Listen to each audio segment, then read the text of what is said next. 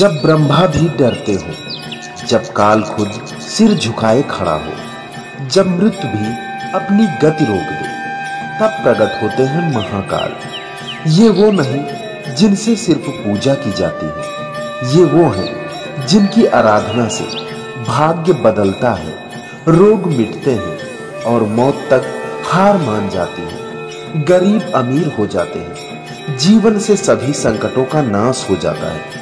आज हम करने जा रहे हैं ऐसे ही महाकाल के उन विशेष मंत्रों का जाप, जिनको सुनने मात्र से शिव भक्तों ने चमत्कार देखे हैं। भूत प्रेत, तंत्र बाधा, काल सर्प दोष सब कुछ शांत हो जाता है महाकाल के इन मंत्रों से। अगर आप इनका जाप स्वयं कर सकते हैं तो जरूर करें।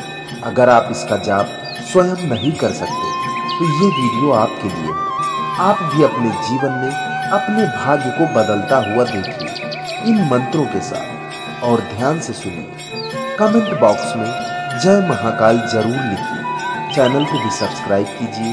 दोस्तों, मित्रों, रिश्तेदारों के पास शेयर भी जरूर कीजिए। आइए सुनते हैं भोलेनाथ का महा चमत्कारी मंत्र, जो आपका भाग्य पल में बदल सकता है। ओम हौम जूम स्वाहा, ओम भूर्भुवः स्वाहा, ओम महाकालाय नमः। ओम नमो भगवते रुद्राय महाकालाय नमः। ओम शिवाय महाकालाय मृत्युंजयाय नमः। ओम उग्राय च भीमाय च महाकालाय च नमः। ओम क्रीं कालभैरवाय फट्। ओम श्री महाकालाय त्रिनेत्राय त्रिशूलधराय नमः। ओम कालभैरवाय नमः। ओम महाकालाय नमः। ओम हौम जूम स्वाहा, ओम भूर्भुवः स्वाहा, ओम महाकालाय नमः। ओम नमो भगवते रुद्राय महाकालाय नमः। ओम शिवाय महाकालाय मृत्युंजयाय नमः। ओम उग्राय च भीमाय च महाकालाय च नमः। ओम क्रीं कालभैरवाय फट्। ओम श्री महाकालाय त्रिनेत्राय त्रिशूलधराय नमः। ओम कालभैरवाय नमः। ओम महाकालाय नमः। ओम हौम जूम स्वाहा, ओम भूर्भुवः स्वाहा, ओम महाकालाय नमः। ओम नमो भगवते रुद्राय महाकालाय नमः। ओम शिवाय महाकालाय मृत्युंजयाय नमः। ओम उग्राय च भीमाय च महाकालाय च नमः। ओम क्रीं कालभैरवाय फट्। ओम श्री महाकालाय त्रिनेत्राय त्रिशूलधराय नमः। ओम कालभैरवाय नमः। ओम महाकालाय नमः। ओम हौम जूम स्वाहा, ओम भूर्भुवः स्वाहा, ओम महाकालाय नमः। ओम नमो भगवते रुद्राय महाकालाय नमः। ओम शिवाय महाकालाय मृत्युंजयाय नमः। ॐ उग्राय च भीमाय च महाकालाय च नमः। ॐ क्रीं कालभैरवाय फट्। ॐ श्री महाकालाय त्रिनेत्राय त्रिशूलधराय नमः। ॐ कालभैरवाय नमः। ॐ महाकालाय नमः। ॐ हौं जूं सः। ॐ भूर्भुवः स्वः। ॐ महाकालाय नमः। ॐ नमो भगवते रुद्राय महाकालाय नमः। ॐ शिवाय महाकालाय मृत्युञ्जयाय नमः। ॐ उग्राय च भीमाय च महाकालाय च नमः। ॐ क्रीं कालभैरवाय फट्। ॐ श्री महाकालाय त्रिनेत्राय त्रिशूलधराय नमः। ॐ कालभैरवाय नमः। ॐ महाकालाय नमः। ॐ हौं जूं सः। ॐ भूर्भुवः स्वः। ॐ महाकालाय नमः।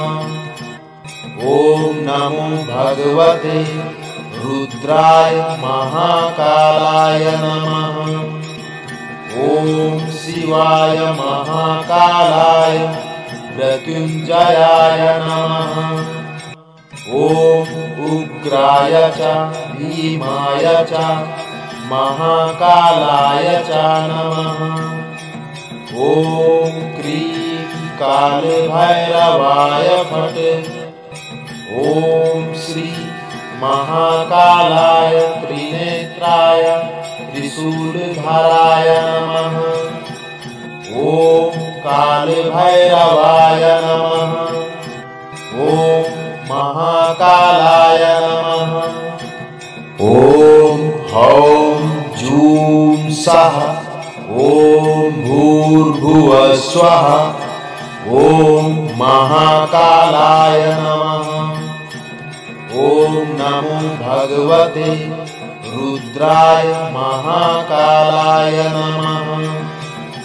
ॐ शिवाय महाकालाय मृत्युञ्जयाय नमः। ॐ उग्राय च भीमाय च महाकालाय च नमः। ॐ क्रीं कालभैरवाय फट्। ॐ श्री महाकालाय त्रिनेत्राय त्रिशूलधराय नमः।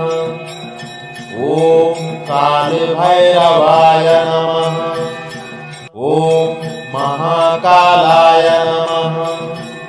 ॐ हौं जूं सः।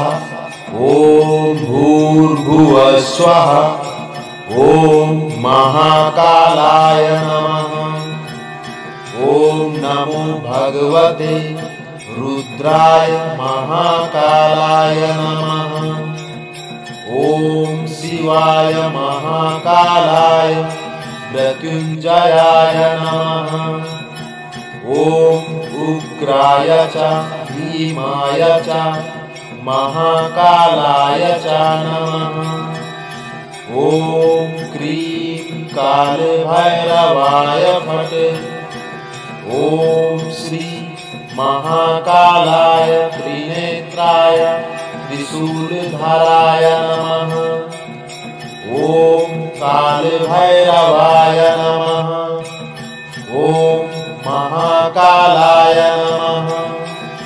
ॐ हौं जूं सः। ॐ भूर्भुवः स्वः। ॐ महाकालाय नमः। ॐ नमो भगवते रुद्राय महाकालाय नमः। ॐ शिवाय शिवाय महाकालाय मृत्युञ्जयाय नमः। ॐ उग्राय च भीमाय च महाकालाय च नमः। ॐ क्रीं कालभैरवाय फट्। ॐ श्री महाकालाय त्रिनेत्राय त्रिशूलधराय नमः। ॐ कालभैरवाय नमः। ॐ महाकालाय नमः। ॐ हौं जूं सः ॐ भूर्भुवः स्वः। ॐ महाकालाय नमः। ॐ नमो भगवते रुद्राय महाकालाय नमः। ॐ शिवाय महाकालाय मृत्युञ्जयाय नमः। ॐ उग्राय च भीमाय च महाकालाय च नमः। ॐ क्रीं कालभैरवाय फट्। ॐ श्री महाकालाय त्रिनेत्राय त्रिशूलधराय नमः। ॐ कालभैरवाय नमः। ॐ महाकालाय नमः।